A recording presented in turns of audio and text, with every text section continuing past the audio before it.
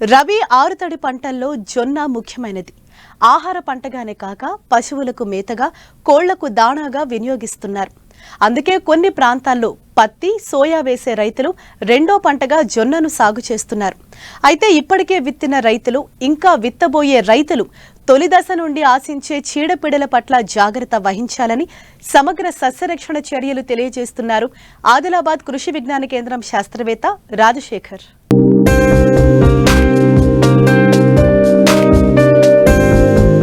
తెలంగాణ మెట్ట వ్యవసాయంలో వర్షాధారంగా రబీలో ఆరుతడి పంటగా జొన్నను రైతులు సాగు చేస్తూ ఉంటారు.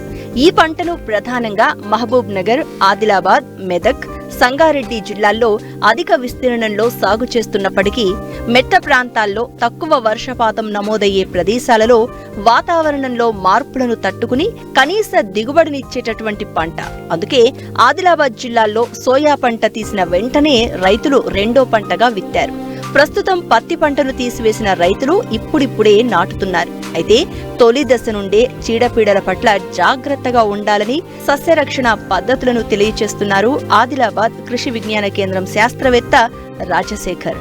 ఈ జొన్న పంటను సాగిస్తూ ఉన్నారు. కొంత సోయాబీన్ తర్వాత కూడా జొన్న పంటను ఈ డిసెంబర్ నెలలో రైతులు కొంత వేయడం జరిగింది. మరి ఇప్పుడు పత్తి తీసిన తర్వాత జనవరి మాసంలో కూడా మరి రైతులు కొంత జొన్నను వేస్తూ ఉంటారు. మరి ఇంతకుముందు వేసిన వాళ్ళకి, అదేవిధంగా ఇప్పుడు వేయబోయే వాళ్ళకి కొంత సూచనలు, ముందస్తు సూచనలు చూసినట్లయితే ముఖ్యంగా విత్తన శుద్ధి అనేది చాలా కీలకము ప్రతి పంటలో. మరి ఈ జొన్నలో విత్తన శుద్ధికి ముఖ్యంగా కీటకాల నివారణకి ఈ యొక్క థయోమిథాక్సమ్ అనే మందు 4 గ్రాములు కేజీ విత్తనాన్ని కలుపుకోవాలి. లేదా ఇమిడాక్లోప్రిడ్ అనే మందు 2.5 నుంచి 3 మిల్లీలీటరు కేజీ విత్తనాన్ని కలుపుకోవాలి. తద్వారా ఈ యొక్క కీటకాలను నివారించుకోవచ్చు.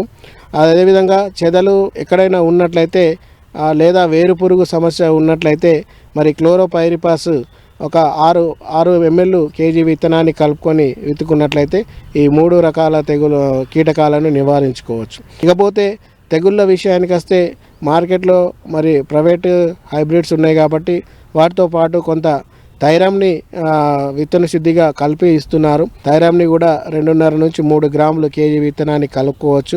లేదు అంటే కార్బాక్సిన్ ప్లస్ థైరామ్ అనేది విటావాక్స్ పవర్ రూపంలో మార్కెట్లో లభ్యమవుతుంది.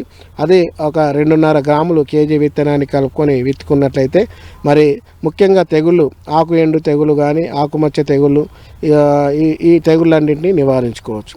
ఇది ఇప్పుడు విత్తనం వేసే రైతులకి. ఇకపోతే ఆల్రెడీ కొంత 20-30 రోజుల దశలో ఉన్న పంటలో ముఖ్యంగా ఈ యొక్క కాండపు ఈగ, అదేవిధంగా కాండపు తొలుచు పురుగు ఆశించే అవకాశం ఉంటుంది.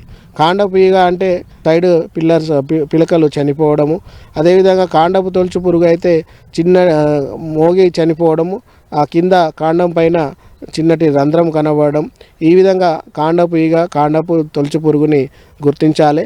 ఈ రెండింటి నివారణకి ముఖ్యంగా మోకాలు ఎత్తు అయినప్పుడు అంటే 45 నుంచి 50 రోజుల దశలో ఈ కార్బోఫిరాన్ గుళికలు 3G గుళికలు ఎకరానికి 3 కిలోల చొప్పున ఆ సుడిలో వేసుకున్నట్లయితే ఈ 2 రకాల కీటకాలను నివారించుకోవచ్చు.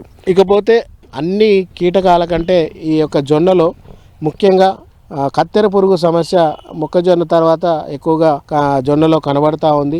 కాబట్టి ముందస్తుగా ప్రస్తుత పరిస్థితులలో మరి కత్తెర పురుగుకి నివారణ చర్యగా ఈ లింగాకర్షక బుట్టలు ఎకరానికి 4 చొప్పున పెట్టుకొని ఆ రెక్కల పురుగును గమనించి, ఆ రెక్కల పురుగుల యొక్క ఉధృతి నష్టపరిమితి స్థాయి కంటే ఎక్కువ ఉంటే అప్పుడు మొదటగా ఈ అజాడిరెక్టిన్ వేప నూనెను 1500 ppm 5 మిల్లీలీటర్ లీటర్ నీటికి కలుపుకొని పిచికారీ చేసుకోవాలి.